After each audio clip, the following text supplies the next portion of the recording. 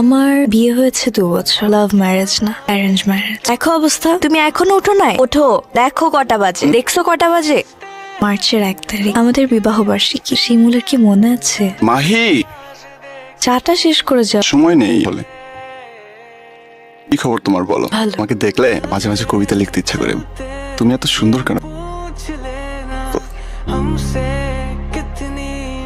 ও এত দেরি করছে কেন?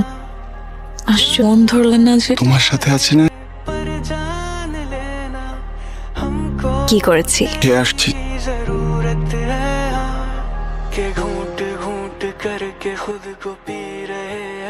পরে এসো। ওকে স্যার, আমি শুধু শুধু মরিচিকের পিছনে ছুটেছি। কি ব্যাপার, অজ্ঞান হয়ে গেল নাকি? খাওয়া দাওয়া মনে হয় ঠিক মতো করছেন। ঠিক আছে, আমাকে তুমি ক্ষমা করে দিও প্লিজ।